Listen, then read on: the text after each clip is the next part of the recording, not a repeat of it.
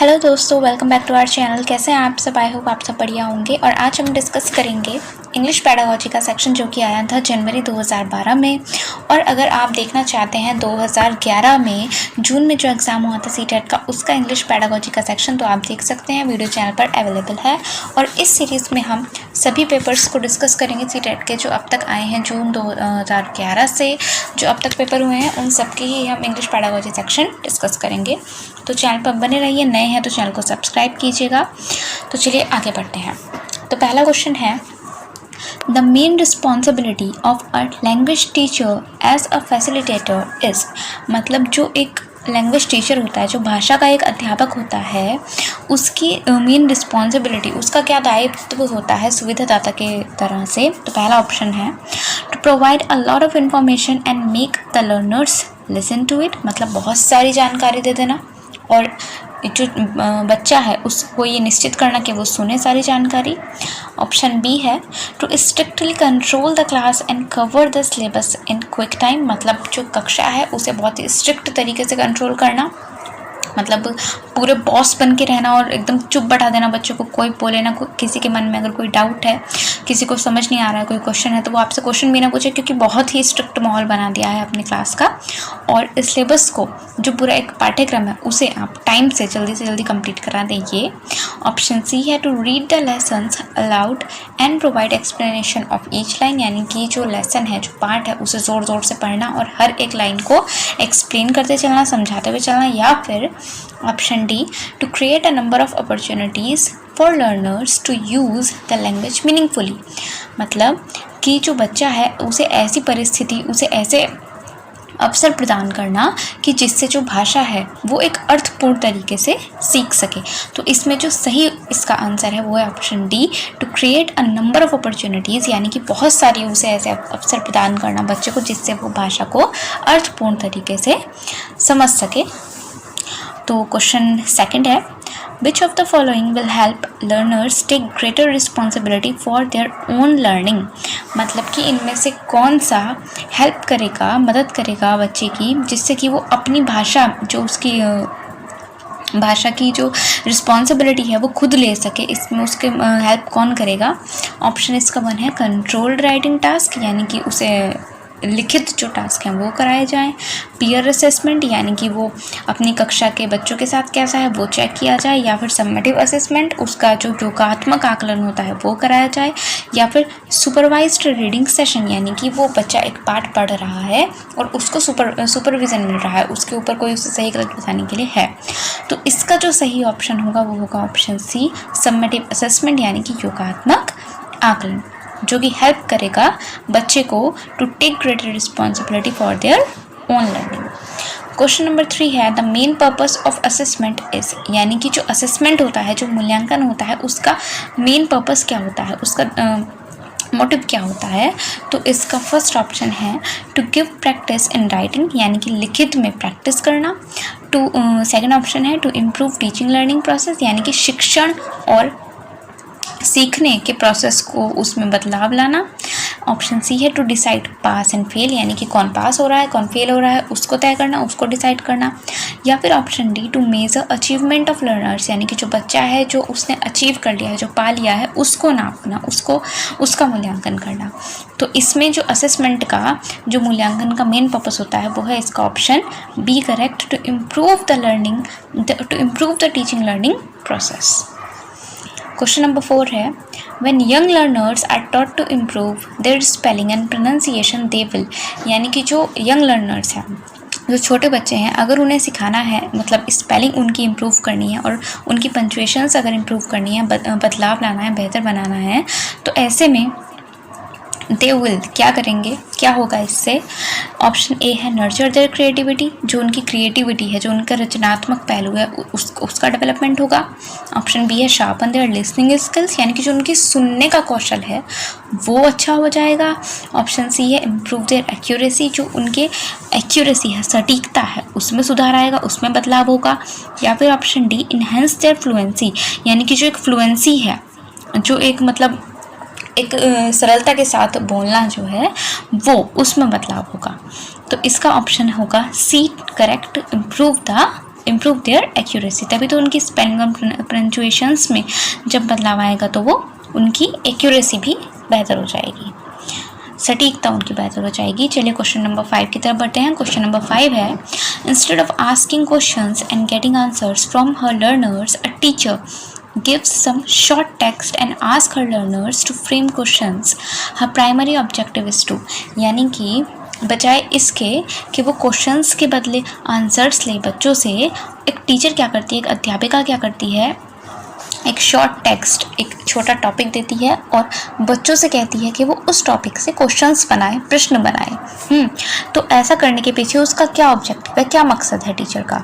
तो option A है, make the learners realize the difficulties faced by the teachers in preparing question papers, यानी कि वो ये बच्चों को बताना चाहता है टीचर कि जब एक टीचर क्वेश्चन पेपर बनाता है तो उसे कितनी मुसीबतें झेलनी पड़ती हैं, कितनी मुसीबतें उसे उठानी पड़ती हैं, ये बताना चाहता है बच्चों को। या फिर option B, enhance the learners analytical and critical thinking, यानी कि बच्चे की जो विश्लेषणात्मक एबिलिटी है और जो क्रिटिकल थिंकिंग है, जो गहन सोच है, उसको इन्हेंस करना, उसे बेहतर बनाना। ऑप्शन सी है, train the learners as good question paper setters, यानी कि क्वेश्चन पेपर सेट करने वाले अच्छे बन जाएं, वो अच्छे क्वेश्चन पेपर सेट करने वाले बन जाएं। या फिर option D, take the help during examination, यानी कि जब एग्ज़ाम होंगे उसमें उनकी हेल्प लेना। तो इसका जो सही है आंसर वो है option number B, enhance the learners analytical and critical thinking. Question number 6 है, reading between the lines as a sub skill of reading mainly involves, यानी कि जो रीडिंग बिटवीन द लाइन्स होता है, क्या होता है उससे? रीडिंग बिटवीन द लाइन्स यानी कि जैसे कि आप पोएट्री पढ़ते हैं, पोएम पढ़ते हैं, तो उसमें हमें अर्थ समझना पड़ता है, क्योंकि उसमें डायरेक्ट मीनिंग नहीं बताया जाता, उसे हमें समझना पड़ता है लाइन्स के से पढ़कर, जो हमें नहीं बताया गया वो भी हमें समझना पड़ता है, उसको बोलते हैं रीडिंग बिटवीन द लाइन्स। तो इसके बारे में देखिए ऑप्शन कौन कौन से दिए हैं। ऑप्शन ए है, giving sufficient space between lines, यानी कि लाइन्स के बीच स्पेस देना, जगह देना, ये तो बिल्कुल नहीं हो सकता है। चलिए ऑप्शन बी पढ़ते हैं, inferring the unstated using the contextual and verbal clues, यानी कि अनुमान लगाना उन तथ्यों का जो नहीं दिए हैं, उस टॉपिक को पढ़ के पता लगाना वर्बल क्लूज से, मौखिक क्लूज से। या फिर ऑप्शन सी है, आइडेंटिफाइंग द ग्रामेटिकल आइटम, यानी कि जो ग्रामेटिकल आइटम है, जो हमें ग्रामर पोर्शन है उसका पता लगाना। या फिर ऑप्शन इसका डी है, अंडरस्टैंडिंग द स्टेटेड फैक्ट्स, यानी कि जो दिए ही गए हैं तथ्य उन्हें क्या समझना, उनके लिए तो रीडिंग बिटवीन द लाइन्स नहीं जाएगा। तो इसका ऑप्शन ठीक होगा, इसका आंसर होगा option B, inferring the unstated using the contextual and verbal clues, यानी कि जो नहीं दिया है लाइन्स में उसका अनुमान लगाना, इसको क्या बोलते हैं, reading between the lines. Question number 7 है, correct speech habits can be developed most effectively through, यानी कि सही स्पीच, सही बोलने की आदत कैसे बन सकती है? ऑप्शन ए है, वोकेबलरी प्रैक्टिस से, यानी कि जो शब्द भंडार है उसकी आप प्रैक्टिस करें, अभ्यास करें। ऑप्शन बी है, क्विज़ेस करें।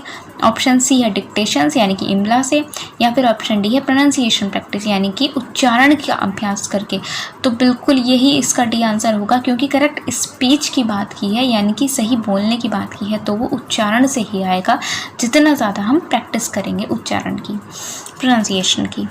तो चलिए नेक्स्ट क्वेश्चन की तरफ बढ़ते हैं। क्वेश्चन नंबर 8 है, after reading a poem a teacher involves the learners in a group, मतलब पोएम पढ़ने के बाद जो एक टीचर है वो बच्चों को ग्रुप में एक इन्वॉल्व कर देता है, ग्रुप में बांट देता है, जिसमें से जो एक ग्रुप है, one group rights the summary of the poem, यानी कि जो एक ग्रुप है वो पोएम की समरी लिखता है, यानी कि शॉर्ट नोट जैसे हम कह देते हैं, समरी, सारांश क्या है पोएम का, वो लिखता है।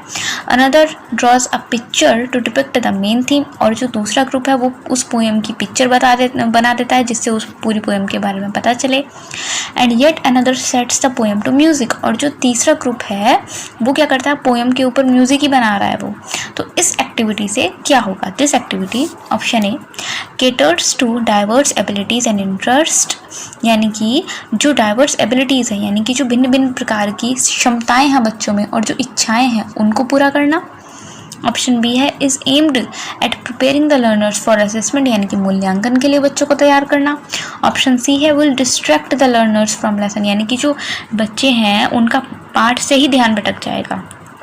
या फिर ऑप्शन डी है is a sheer waste of time, यानी कि ये पूरी तरीके से वक्त की बर्बादी है।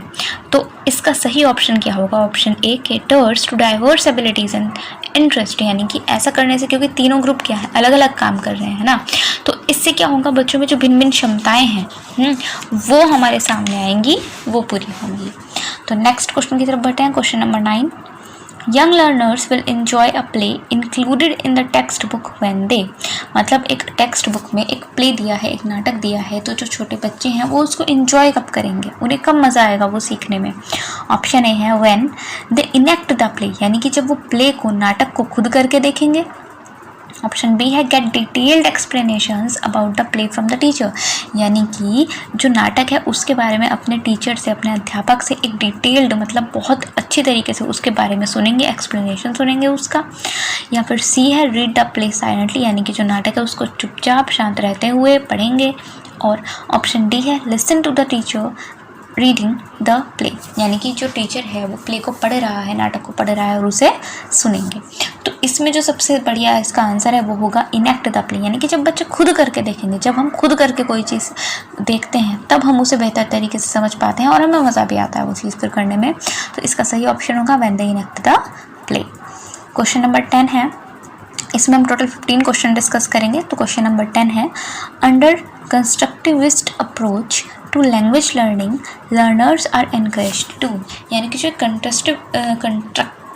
कंस्ट्रक्टिविस्ट अप्रोच जो होता है, जो रचनावादी दृष्टिकोण होता है, उसमें जो लर्नर्स हैं वो किस चीज़ के लिए इनकरेज किए जाते हैं? इसका ऑप्शन ए है अवॉइड एरर्स कम्प्लीटली, यानी कि पूरी तरीके से जो बच्चे मिस्टेक करते हैं उनको अवॉइड कर देना, उनको एक तरीके से भूल ही जाना। ऑप्शन बी है प्रैक्टिस लैंग्वेज ड्रिल्स मैकेनिकली, यानी कि जो लैंग्वेज ड्रिल्स हैं उनको मैकेनिकली प्रैक्टिस करना, यानी कि उनका अभ्यास करना, बार बार जो भाषा है उसका अभ्यास करना। या फिर ऑप्शन सी है learn grammar rules by rote learning, यानी कि रट्टा मार मार के जो ग्रामर के रूल्स हैं उन्हें सीखना, याद करना, उन्हें रट्टाफिकेशन करना। या फिर ऑप्शन डी है discover the rules of grammar from examples, यानी कि जो ग्रामर के रूल्स हैं, जो नियम हैं, उन्हें एग्जाम्पल से, उदाहरण से सीखना। तो इसका सही ऑप्शन क्या होगा? Option D discover the rules of grammar from examples, यानी कि उदाहरण से ग्रामर के नियम को समझना, ना कि रट्टाफिकेशन करना। क्वेश्चन नंबर 11 है, after a story telling session the learners are asked to change ending of the story. This will have the learners, यानी कि एक स्टोरी टेलिंग सेशन के बाद, एक कहानी सुनाने के बाद जो बच्चे हैं उनसे कहा जाता है कि वो इस स्टोरी की एंडिंग जो है वो बदलें, उसमें बदलाव कर दें, जो अंत है कहानी का उसे बदल दें। तो ऐसा करने से क्या होगा? ऑप्शन ए है डेवलप लाइब्रेरी रेफरेंस स्किल्स, यानी कि बच्चों में जो लाइब्रेरी की स्किल्स हैं, जो लाइब्रेरी का कौशल है, संदर्भ है, उस दिशा में उसमें बदलाव होगा, इम्प्रूवमेंट होगी। या फिर इवेल्युएट द टीचर्स ओरिजिनलिटी, यानी कि जो टीचर है उसका मूल्यांकन करेगा, उसकी ओरिजिनलिटी का। या फिर option C become imaginative and creative, ऐसा करने से, कहानी का अंत बदलने से बच्चे जो हैं इमेजिनेटिव और क्रिएटिव बनेंगे, यानी कि उनमें अनुमान लगाने का और सोचने का, रचनावादी बनने का अवसर उन्हें मिलेंगे। या फिर option D understand grammar better, तो इसमें यानी कि ग्रामर को अच्छे तरीके से सीखना, समझना। तो इसका सही ऑप्शन होगा बिकम इमेजिनेटिव एंड क्रिएटिव, क्योंकि जब वो कहानी का अंत खुद बदलेंगे तो उसमें वो खुद सोच विचार करेंगे, तो इससे क्या होगी, उनकी इमेजिनेशन भी क्रिएट होगी, इमेजिनेशन पावर बढ़ेगी। तो इसका क्वेश्चन नंबर 12 है अब, when young learners are asked to read a text silently they should be instructed, यानी कि जब बच्चों से कहा जाए कि वो जो पढ़ रहे हैं, जो लेसन या जो टॉपिक पढ़ रहे हैं उसे शांति से पढ़ें, तो ऐसा करने से दे शुड बी इंस्ट्रक्टेड, यानी कि उन्हें क्या करने के लिए कहा जा रहा है ऐसे में? ऑप्शन ए है to infer the meaning of new words from the context and read with comprehension, यानी कि जो नए वर्ड्स का, जो नए शब्दों का जो अर्थ है उसे समझना, उसका अनुमान लगाना, जो टॉपिक में दिया है, जो कॉन्टेक्स्ट में दिया है, और रीड विद कॉम्प्रीहेंशन, यानी कि समझ के साथ पढ़ना। ठीक है। ऑप्शन बी है to pay special attention to grammar items use in the passage, यानी कि जो ग्रामर का आइटम है केवल उस पर ध्यान देना जो पैसेज में आया है। ऑप्शन सी है to read fast even if they don't comprehend the meaning, यानी कि जल्दी जल्दी पढ़ना भले ही उन्हें उसका अर्थ समझ में आए या ना आए। ऑप्शन डी है to stop reading whenever they encounter a difficult word और फ्रेज, यानी कि जब उन्हें कोई नया शब्द या कोई डिफ़िकल्ट, कोई मुश्किल शब्द मिल जाए या फ्रेज या लाइन या टॉपिक मिल जाए तो उसे अगर ऐसा मिल जाए तो वहीं पर रुक जाना। तो इसका जो सही ऑप्शन है, जो सही आंसर है इसका वो होगा to infer the meaning of new words from the context and read with comprehension, यानी कि जो नए वर्ड्स का जो मीनिंग मिल रहा है उसे समझना, उसका अनुमान लगाना और समझ के साथ पढ़ना। तो क्वेश्चन नंबर 13 है the primary objective using role play is, यानी कि जो प्राइमरी ऑब्जेक्टिव होता है, जो फर्स्ट ऑब्जेक्टिव होता है, मकसद जो होता है रोल प्ले का यानी कि नाटक करने का, वो क्या होता है। ऑप्शन ए है to promote the reading habit, यानी कि जो रीडिंग हैबिट है, जो पढ़ने की जो आदत है उसे प्रमोट करना, उसे आगे बढ़ाना। ऑप्शन बी है to promote the communicative competence, यानी कि एक दूसरे से बातचीत की प्रैक्टिस को, एक दूसरे की बातचीत को प्रमोट करना, उसमें सुधार लाना, बदलाव लाना। ऑप्शन सी है टू डेवलप एक्टिंग टैलेंट, यानी कि एक्टिंग टैलेंट, कितने अच्छे आप एक्टर हैं उसको डेवलप करना। या फिर ऑप्शन डी है to evaluate dialogue writing skills, यानी कि जो डायलॉग राइटिंग स्किल्स हैं, यानी कि ये क्या कहेगा, वो क्या कहेगा, कथन जो होते हैं पर्टिकुलरली जैसे आप मूवीज़ में डायलॉग्स देखते हैं उसमें सुधार लाना, उसमें बदलाव लाना। तो इसका जो सही आंसर है वो होगा to improve the communicative competence, क्योंकि जब बच्चा रोल प्ले करेगा, जब नाटक खुद करके देखेगा तो उसमें क्या होगा, एक दूसरे के साथ बातचीत करेगा तो उससे वो सोशली इवॉल्व होगा। तो इसका सही ऑप्शन होगा ऑप्शन बी। और आज का सेकेंड लास्ट क्वेश्चन है language skills are best learned, यानी कि जो लैंग्वेज स्किल्स हैं, जो भाषा कौशल है, भाषा कौशल जो है वो सबसे अच्छा कब सीखा जाता है। ऑप्शन ए है if they are taught in an integrated manner, यानी कि जब भाषा कौशल को एक इंटीग्रेटेड मैनर में, एक एकीकृत, एक संगठित वे में पढ़ाया जाए। ऑप्शन बी है with the help of challenging and mechanical, यानी कि बहुत ज़्यादा कठिनाइयाँ, चैलेंज सामने रख दिए जाएँ। ऑप्शन सी है when they are introduced in isolation one skill at a time, यानी कि जब एक अकेले रूप से केवल भाषा कौशल ही पढ़ाया जाए, एक स्किल, एक कौशल एक टाइम पे। या फिर इसका सही ऑप्शन होगा option D only through writing test and assignments, यानी कि केवल और केवल लिखित में बच्चों को समझाया जाए और होमवर्क दे दिया जाए। तो इसका सही ऑप्शन होगा option number A if they are taught in an integrated manner, यानी कि जब एक एकीकृत वे में पढ़ाया जाए, एक संगठित वे में पढ़ाया जाए, तब जो भाषा कौशल है वो अच्छे तरीके से सीखा जाएगा। और आज का लास्ट क्वेश्चन है substitution table drill helps teachers in, जो एक सब्सटीट्यूशन टेबल ड्रिल होता है मेथड, ये आपने ऑफ कोर्स पढ़ा होगा ड्यूरिंग योर BTC और DLED। इसमें क्या होता है सब्स्टिट्यूशन टेबल ड्रिल मेथड में कि पहले जो टीचर है वो बच्चों को एक मॉडल की तरीके से, मतलब कुछ भी एक सेंटेंस या कोई टॉपिक एक सुनाएगा और उस सेंटेंस को जो बच्चा है वो रिपीट करेगा, तो इसको हम सब्स्टिट्यूशन टेबल ड्रिल मेथड बोलते हैं। तो इससे टीचर क्या करता है, इसके फर्स्ट ऑप्शन है improving the fluency of learners, यानी कि जो सरलता से बोलना है बच्चे का उसमें बदलाव लाना, फ्लुएंसी को इम्प्रूव करना। ऑप्शन बी है इवेल्युएटिंग द लिसनिंग स्किल्स, जो सुनने की क्षमता है, जो सुनने का कौशल है उसमें बदलाव लाना। ऑप्शन सी है गिविंग कंट्रोल्ड लैंग्वेज प्रैक्टिस, यानी कि एक कंट्रोल्ड वे में लैंग्वेज प्रैक्टिस कराना, भाषा की प्रैक्टिस कराना। या फिर ऑप्शन डी है डेवलपिंग फ्री राइटिंग स्किल्स, यानी कि लिखित जो कौशल है, लेखन जो कौशल है उसको डेवलप करना। तो सब्स्टिट्यूशन टेबल ड्रिल मेथड में क्या करता है, टीचर बोलता है और बच्चे सुनते हैं और फिर उसकी प्रैक्टिस करते हैं। तो इसका सही ऑप्शन होगा option C giving controlled language practice, यानी कि कंट्रोल्ड वे में हो रहा है क्योंकि टीचर बोल रहा है और फिर बच्चे उसे रिपीट कर रहे हैं। तो ऑप्शन सी इसका करेक्ट ऑप्शन होगा। फ्रेंड्स, तो आज के लिए ये थे 15 क्वेश्चन। नेक्स्ट वीडियो में हम नेक्स्ट पेपर डिस्कस करेंगे इंग्लिश पेडागोजी सेक्शन के लिए और इसी तरीके से हम इस सीरीज़ में आगे बढ़ेंगे। और फ्रेंड्स, अगर आपको ये वीडियो पसंद आया हो तो प्लीज़ लाइक कीजिएगा, दोस्तों के साथ शेयर कीजिएगा और प्लीज़ चैनल पर अगर नए हैं तो सब्सक्राइब कीजिएगा। And thank you for watching.